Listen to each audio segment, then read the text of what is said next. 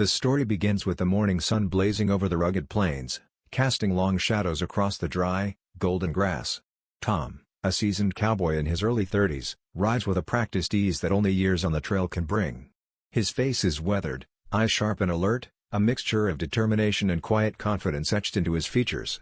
On his back swings a leather saddlebag, packed with supplies he is delivering to a nearby frontier settlement, and by his side is Rusty, his faithful horse. Rusty is no ordinary horse, he has been Tom's companion for years, sharing countless sunrises, storms, and narrow escapes. Their bond is unspoken yet profound, built on mutual trust and loyalty. As Tom navigates the rocky terrain, he notices subtle signs that something is amiss. Rusty's ears flick back nervously, and his gait falters slightly on a familiar path. Initially, Tom assumes it's fatigue, a common consequence of their long ride through the desert heat. He urges Rusty onward with gentle encouragement, patting his neck and murmuring reassuring words. But the quiet tension in Rusty's eyes sets Tom on edge.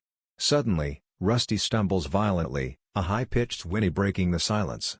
Tom's heart leaps into his throat as he realizes the horse is in severe distress. Dropping to the ground to inspect Rusty, Tom sees the telltale mark of a venomous snake bite on the horse's foreleg. Panic surges through him. He knows that in these parts, a snake bite can be fatal within minutes, even for an animal as strong as Rusty. The poison spreads quickly, and the horse's eyes widen in fear and pain. Tom kneels beside him, desperately trying to stay calm. He applies a tourniquet with shaking hands and massages Rusty's leg, whispering words of comfort that do little to soothe either of them. Every passing second feels like an eternity, the vast emptiness of the plains suddenly turning menacing and oppressive. The isolation of the wilderness presses on Tom. There are no nearby towns, no neighbors, no one to call for help. The vast expanse of desert seems endless, and the heat radiates off the ground in shimmering waves. Tom's mind races, he remembers all the warnings he's heard about venomous snakes, about the many riders who lost their horses, and even their own lives, because of such bites.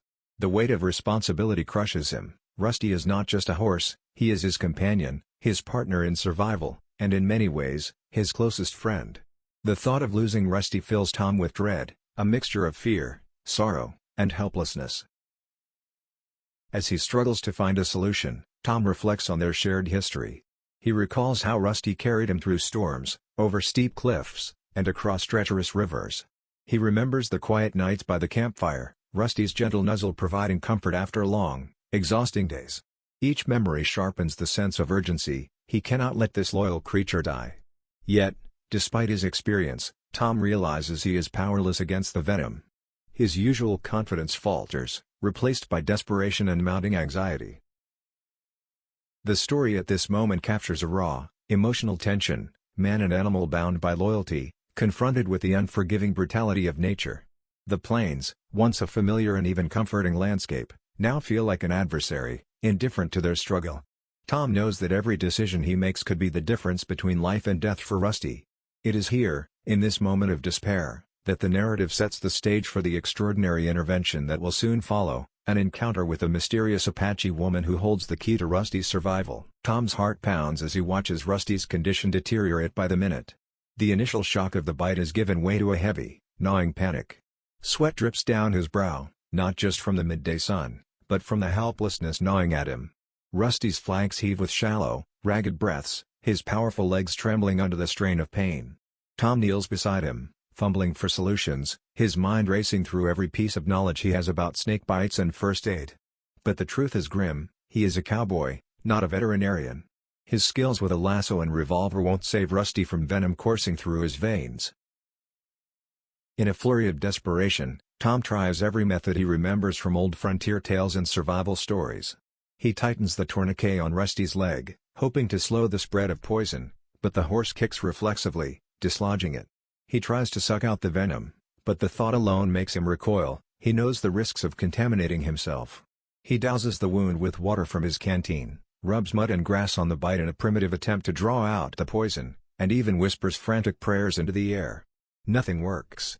Rusty groans, each sound piercing Tom's chest with guilt and fear. As time drags on, Tom begins to feel the crushing weight of isolation.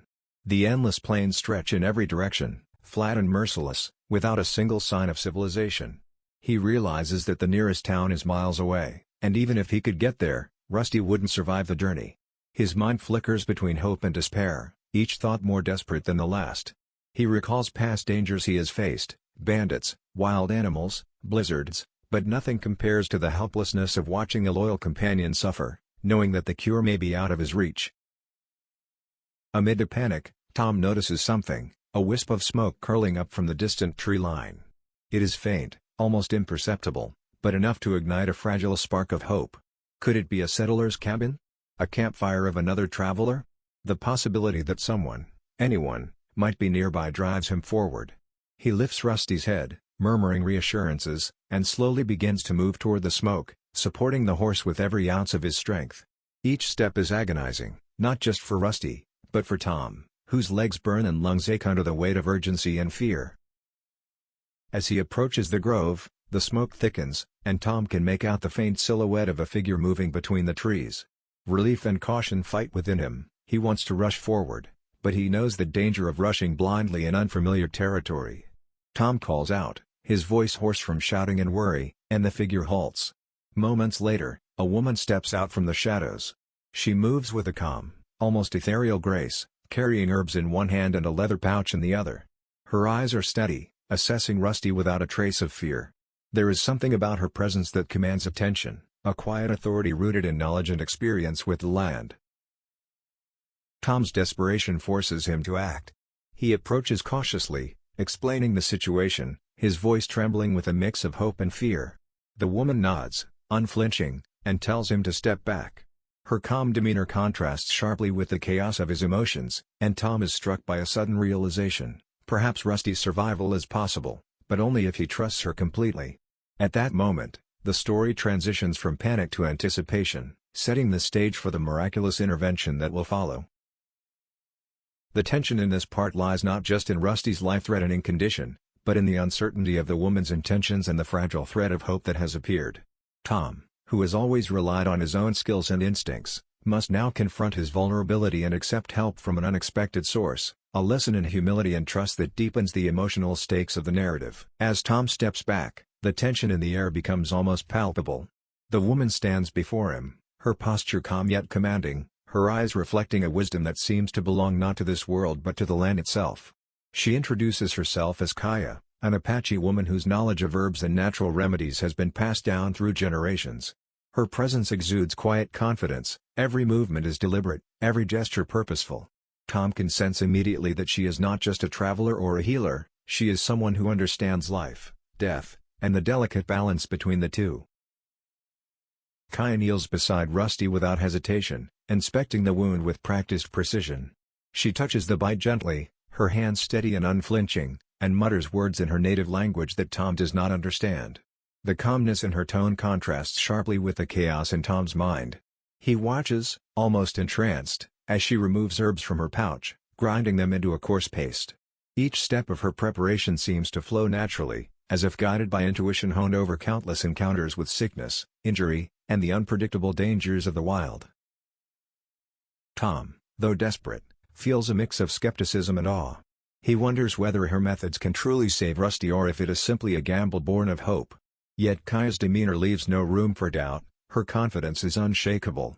She explains, in a mix of gestures and broken English, that Rusty's life depends not only on the remedies she applies but also on Tom's patience and trust. He must stay calm, follow her instructions, and refrain from interference. For a man accustomed to taking control in every situation, this is a profound challenge. Tom swallows his pride and nods, recognizing that Rusty's life may depend on his ability to relinquish control. Kaya begins her work with meticulous care.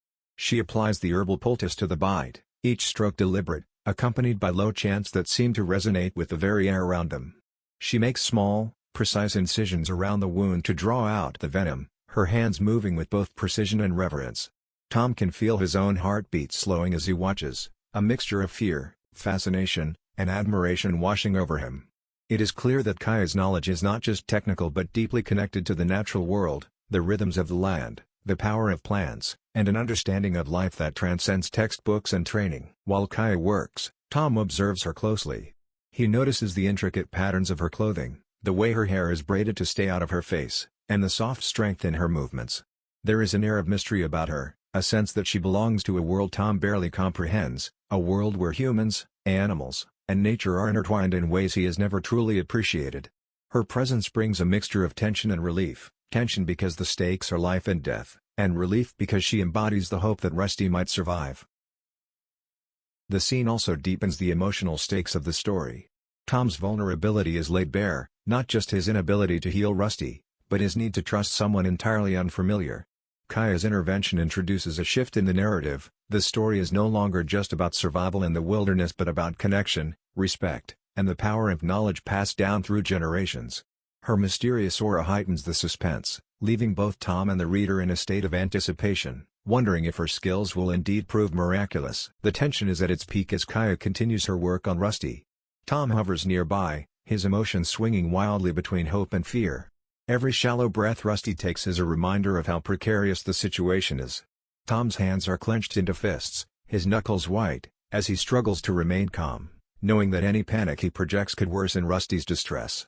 The sun beats down on the plain, its heat relentless, yet a sense of quiet focus descends over the trio, as if the world itself holds its breath.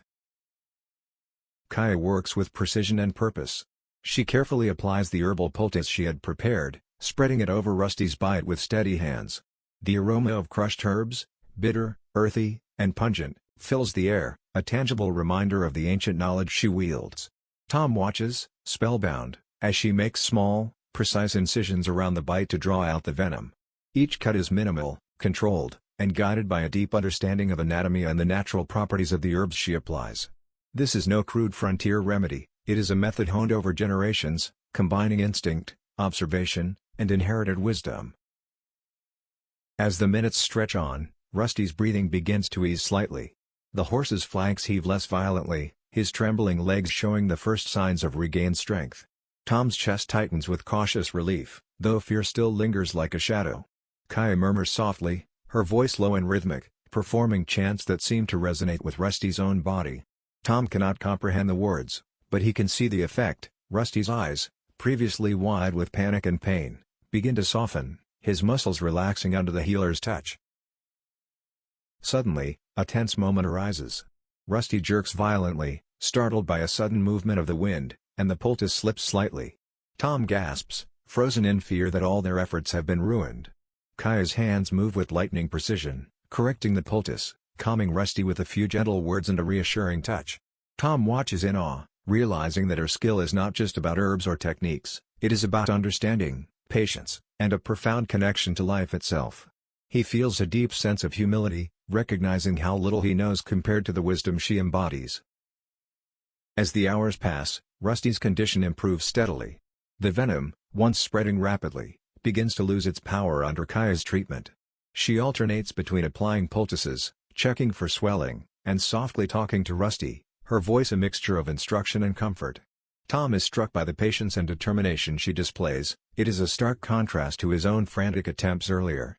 He begins to understand that healing, especially in the wild, requires not just knowledge but composure, respect, and unwavering focus. Finally, the moment of true relief comes. Rusty lifts his head, his eyes bright and alert, no longer clouded with pain. His legs, though tired, stand strong beneath him. Tom exhales a breath he didn't realize he'd been holding, tears of gratitude threatening to spill. Kaya smiles faintly, her calm demeanor unwavering, yet there is a warmth in her expression that conveys quiet triumph. The miraculous cure has worked, not by magic, but by a combination of ancient knowledge, skill, and the healer's deep empathy. In this part of the story, the emotional stakes are fully realized, the horse is saved, but Tom's transformation is equally important. He has learned to trust, to respect the wisdom of others, and to appreciate the fragile beauty of life in the wilderness. The miraculous cure becomes a testament not only to Kaya's abilities but to the bonds between humans, animals, and the natural world. This sets the stage for the final part of the story, where gratitude, reflection, and farewell deepen the emotional resonance of the narrative. With Rusty finally standing strong and alert, a wave of relief washes over Tom. He kneels beside his loyal horse, running his hands through the sweat-drenched mane, tears of gratitude welling in his eyes.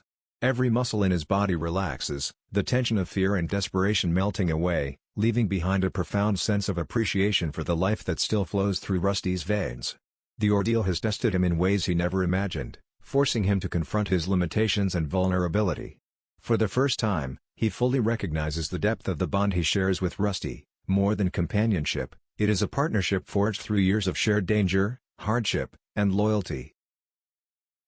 Tom turns to Kaya, the Apache woman who has saved his companion's life. He attempts to offer her his thanks, fumbling awkwardly with words and gestures, but she simply shakes her head with a gentle, knowing smile.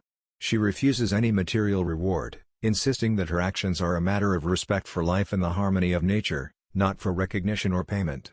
Her humility strikes Tom deeply, leaving him both awed and reflective. There is a quiet authority in her presence, a wisdom that transcends the ordinary, and Tom realizes that meeting her has changed him forever. Before departing, Kaya shares a few parting words, soft, deliberate, and profound. She speaks of the land, the delicate balance between humans and animals, and the respect required to coexist with the untamed wilderness. She reminds Tom that life is fragile, that courage and knowledge alone are insufficient without compassion and awareness. Her words resonate with him, echoing the lessons he has learned over the past hours of panic, struggle, and wonder. Tom listens intently, feeling as if he has glimpsed a world beyond the confines of his rugged frontier life, a world where connection, understanding, and respect hold as much power as skill or strength. As Kaya fades into the shadows of the trees, Tom mounts Rusty with a renewed sense of purpose. Every movement of his horse, once ordinary, now feels sacred, a testament to survival, resilience, and the miracles that can occur when knowledge and trust intersect. Tom rides slowly at first, allowing himself a moment to savor the calm that follows the storm. The plains, once threatening and indifferent, now seem alive with possibility, a place where courage, patience, and respect for the natural world can yield extraordinary outcomes. The story closes on a quiet yet powerful note. Tom's journey is no longer merely about survival, it has become a journey of personal growth, humility, and gratitude. The bond between man and horse has deepened, enriched by the life-saving intervention of Kaya, the mysterious Apache woman whose presence illuminated the limits of human knowledge and the strength found in trust and empathy. Rusty walks steadily beside him, the loyal companion restored to health, and together they ride into the horizon, forever changed by the experience. This final part underscores the emotional and moral lessons of the story: gratitude, respect for life, and the acknowledgement that sometimes survival requires humility and faith in others. It leaves readers with a lingering sense of awe and reflection, emphasizing the extraordinary impact one person's knowledge and compassion can have in the midst of life's most desperate moments.